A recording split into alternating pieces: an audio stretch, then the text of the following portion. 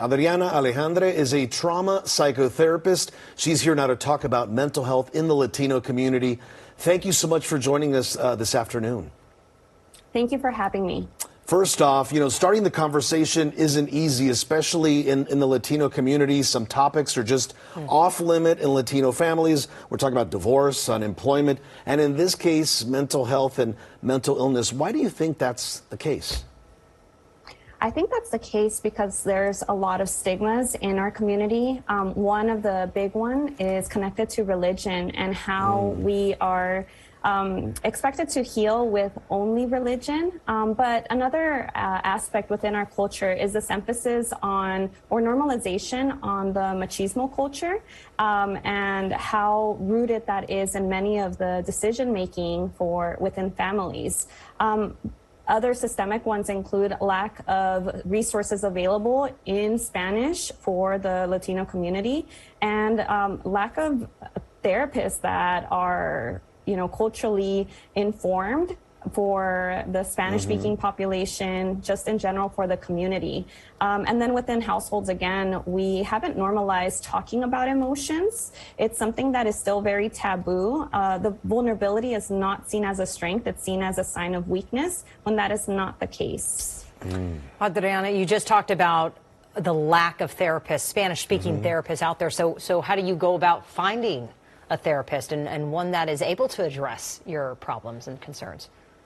That's such a great question. And I think in the recent years, especially with the social media boom, there has been a lot more directories and emphasis on therapists that are culturally oriented. And so one way is to, if you have insurance, to contact your insurance and ask them to filter your search by not only your zip code, but also by their background. So if you're looking for a Latino therapist, then ask them to filter by Latino therapist or Spanish-speaking therapist, and then do your research from there. Another option is to check out our directory, latinxtherapy.com, where you can also filter by the state that you live in and by your insurance or other options, like are you seeking therapy for children, for families, for couples, etc.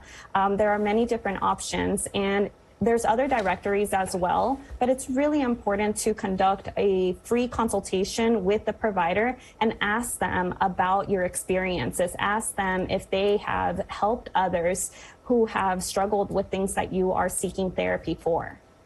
And Adriana, you just mentioned one of those resources. It's latinxtherapy.com, right? We just want to say that one more time, right?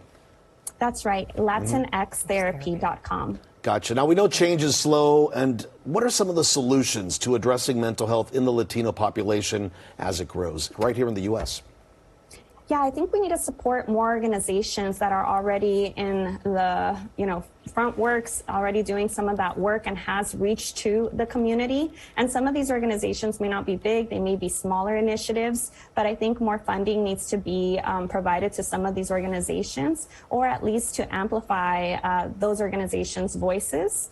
And I think seeking individual, therapy services ourselves so that we can break that stigma within our household, within our community, and talking about it depending on how much we feel safe discussing, right? And if not individual therapy, then support groups. So groups of different emphasis. Another option, if you are not ready for therapy, is to talk to somebody. But I think we definitely need to support overall mental health, normalize it, and start talking and educating ourselves on some of the risk factors. Step by step. All right, Adriana Alejandre, thank you so much for joining us today. Some really great information that we've shared with our viewers. Thanks again.